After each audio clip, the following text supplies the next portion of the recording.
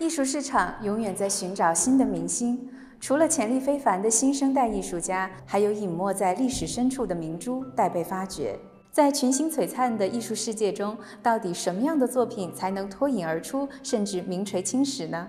本期视频带你走进纽约知名画廊 Berry Campbell Gallery， 通过一场精心策划的展览，认识一位来自美国西海岸的现代艺术大师。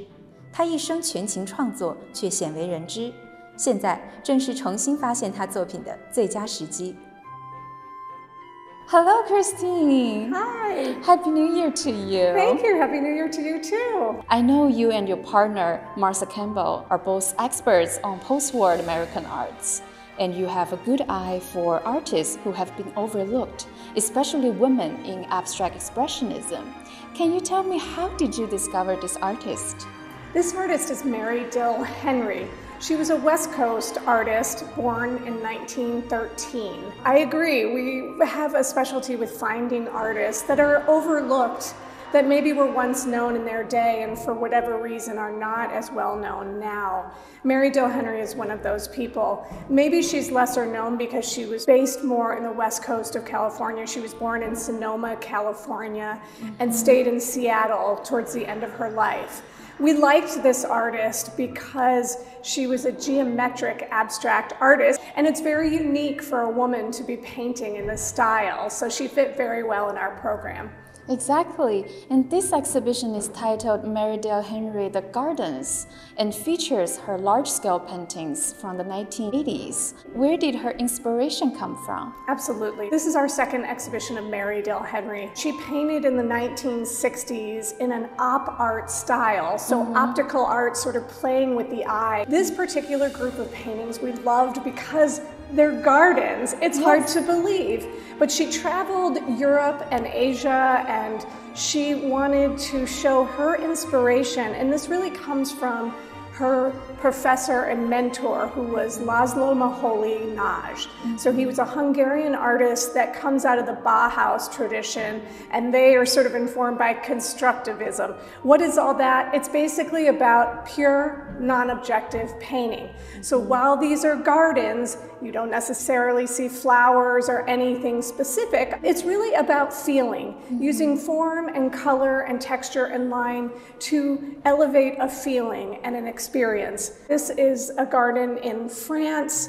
There's another painting in this room that's Giverny, which we know very well, Claude Monet's garden. Yes. And yet in this case, she's using geometric lines and dancing of color in a totally different way. Like her contemporaries Georgia O'Keeffe and Agnes Martin from the Pacific Northwest, Dill Henry's art deserves an enduring mark on the history of modern and contemporary art.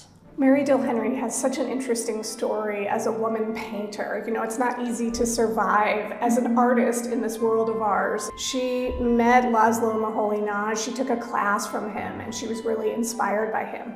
And she ended up getting her master's in fine art at the Institute of Design in Chicago, which was his school. And Dill Henry was the first woman asked to be a professor at that school, and she had to turn the job down because her husband was the breadwinner. He was the one with the good job, as they say. So she ended up moving with her husband to Arkansas. She was very unhappy. Finally, they made their way back to California. And in the 1960s, she divorced her husband and really decided that she was able to make art full-time then. And this is really when she started having a career. She worked as a commercial artist. She started having shows in museums. She moved out to a very cool, kind of artsy town called Mendocino. This is really where she was inspired and really began her life. Geometric abstraction can be tedious to the viewer sometimes, but I think Dill Henry's work is always full of life and energy. Not only the distinctive combination of color, the breathtaking scale, but also the playful composition really delight the viewers and draw our eye to travel through the canvas. What I love about this particular painting, this is the gardens at Shalimar, which there's 2 different Shalimar gardens, one in Pakistan and one in India, but they're both places that people go to enjoy, and they're sort of destinations. And I love these patterns. Yes. They almost remind me of rocks in the garden or the pathways when you're walking. So I do think there is an interpretation, even though it's abstraction, I can see how this does relate to this important, beautiful garden. The artist eliminates what's unnecessary to refine the form and transcends these ordinary garden scenes. Looking at her works makes me think geometric abstraction is not as difficult to understand as most people think.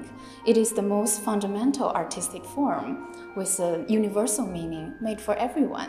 What's really exciting for us when we do a show like this and we discover an artist, we actually have a partner in this particular artist that we're working with. The Hauser and Wirth Institute has digitized Mary Dill Henry's archive.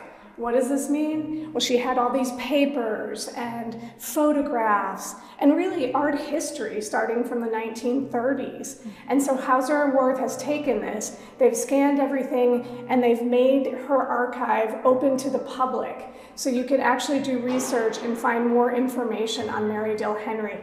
And this is really helpful for us to have such a great partner as Hauser and Wirth. 那我们今天的画廊私访就先到这里。如果你想要收藏视频中介绍的作品，可以在视频下方找到我们的联系方式。如果你喜欢本期的视频，别忘了点赞、评论、收藏、转发。我们下期见啦！